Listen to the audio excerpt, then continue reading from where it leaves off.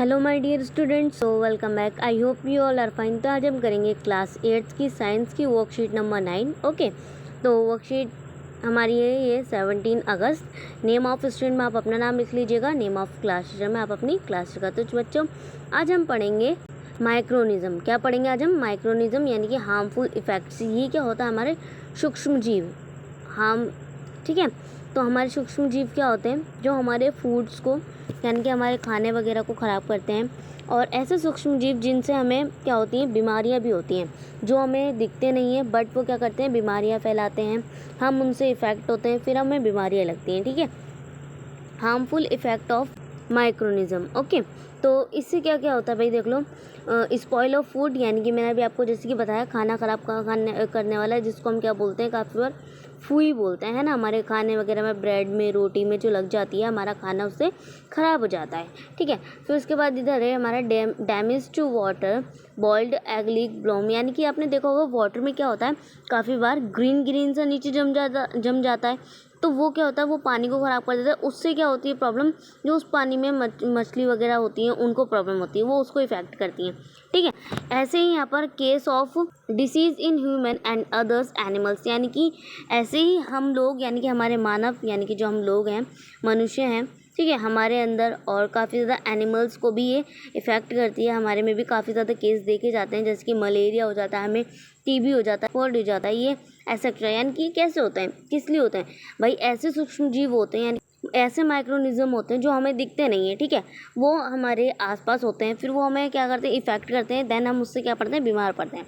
ठीक है, तो इधर some figures can causes discoloration to cloth, paper and leathers on strong. यानी कि आपने काफ़ी बार देखा होगा पेपर्स वगैरह में भी हम का पेपर अपने बुक्स वगैरह को रख देते हैं, तो उसके अंदर क्या होती है? हल्की सी सीलन से आ जाती है और अजीब सी महक आने लगती है, और उसमें कुछ प्रिंट वगैरह भी हो जाता है ना। और हमारे जो बैग्स वगैरह होते हैं, फिर उसके अंदर फिर तांबे वगैरह की चीज़ होती है, उस पर भी हो जाता है। तो ये भी एक इफ़ेक्ट है। ठीक है, तो हमारे कपड़े वगैरह में भी लग जाती है वो काफ़ी बार। तो इधर है हमारा केसी डिसीज़ इन प्लांट्स। हमारे प्लांट्स वगैरह में, पौधों वगैरह में भी ये चीज़ देखी जाती है।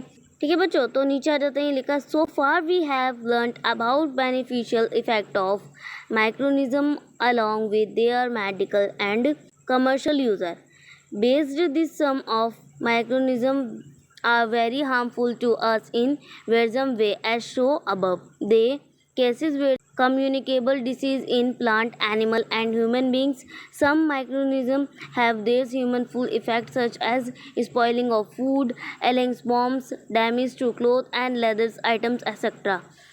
The disease causing microorganism. यानी कि क्या है भाई? मैंने आपको जैसे कि बताया, हमारे जो ये सूक्ष्म जीव ऐसे होते हैं, ये हमें छुप करके इफ़ेक्ट करते हैं, यानी कि हमें नज़र नहीं आते। हम इन्हें देख तो नहीं सकते ना, ये इतने छोटे होते हैं कि ये हमें नज़र नहीं आ सकते नॉर्मल अपनी आई से। अगर हम देखना चाहें तो ये हमें नहीं दिखेंगे, लेकिन ये ऐसे ऐसे इफ़ेक्ट करते हैं कि हम इनसे काफ़ी ज़्यादा नुकसान उठाते हैं, फिर हमें बीमारियां लग जाती हैं।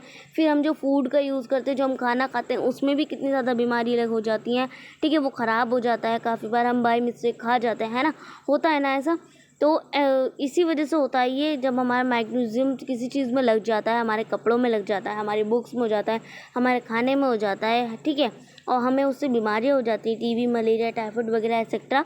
ठीक है, तो और नीचे लिखा the disease causing microorganisms are called pathogens. ठीक है, they pathogens are treatment for the infect people to healthy people by vision means like community blood water alcohol physical connection and throat। यानी कि क्या होता है भाई? जो अगर किसी इंसान को कुछ सूक्ष्म जीव जो होते हैं, यानी कि माइक्रोनिज्म जो होते हैं, इनके द्वारा हमें कोई बीमारी लगी। ठीक है, अब वो भाई बीमारी ऐसी है कि हमारी वो बीमारी ऐसी होती है कि वो छुआछूत होती है, यानी कि एक दूसरे से फैलती है, चाहे वो वाटर द्वारा फैले, चाहे वो हमारे फिजिकल रिलेशन के द्वारा फैले। ठीक है, चाहे वो हमारे सॉइल वगैरह के, वाटर, एयर, किस भी वजह से फैले, लेकिन फैलती ज़रूर है। इसी वजह से हम सारे इफेक्ट होते हैं। तो चलिए, वर्कशीट ये थी। चलिए अब कुछ क्वेश्चंस नीचे दिए हुए सॉल्व कर लेते हैं। क्वेश्चन नंबर फर्स्ट है हमारा, right any 3 harmful effect of micro organism. तो आंसर नंबर आप इसका क्या लिखेंगे? ये भी हम ऊपर पढ़ कर आए हैं, इसके अंदर आपने लिखना है। तो यहाँ से आप लिखेंगे 3 हार्मफुल इफेक्ट ऑफ माइक्रोनिज्म। यहाँ तक लिखने के बाद आप इनमें से कोई से भी 3 उठा लेंगे। लिखेंगे spoil of food, damage of water, और फिर आप यहाँ लिखेंगे cases of disease in human and other animals. ठीक है, तो ये हो जाएगा हमारा आंसर नंबर फर्स्ट। अब आ जाते हैं क्वेश्चन नंबर 2 पर।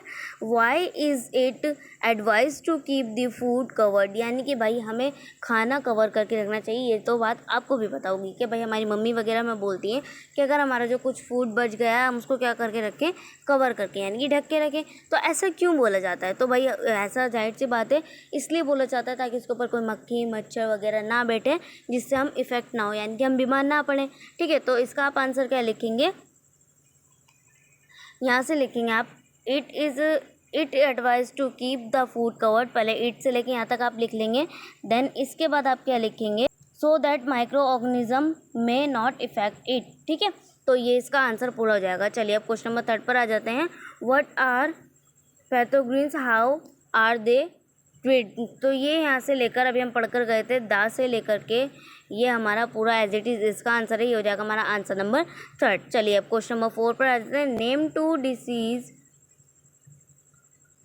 To diseases caused by microorganism, यानी कि आपको दो केसेस के बारे में लिखना है। तो आप यहाँ से लिखेंगे 2 डिजीज केसेस, यहाँ से 2 से लेके यहाँ तक लिखेंगे। देन आप यहाँ पर आकर के ये जो लिखा है ना केस डिसीज इन ह्यूमन और अदर एनिमल्स, तो इसके अंदर से आप कोई भी मलेरिया, टीबी या फिर टाइफाइड, इन तीनों में से कोई भी 2 उठा करके लिख दीजिएगा। तो ये थी बच्चों हमारी आज की वर्कशीट। ठीक है, और मैंने आपको करा दी एंड आई होप आप लोगों को वर्कशीट समझ में आ गई होगी। सो प्लीज़ चैनल को सब्सक्राइब करना मत भूलिएगा। और अगर कोई प्रॉब्लम है तो कमेंट सेक्शन है, आप पूछ सकते हैं। और डिस्क्रिप्शन में मेरी इंस्टाग्राम ID मेंशन है, वहाँ भी आप मुझे पूछ सकते हैं। तो चलिए मिलते हैं नेक्स्ट वीडियो में, तब तक के लिए take care and good bye.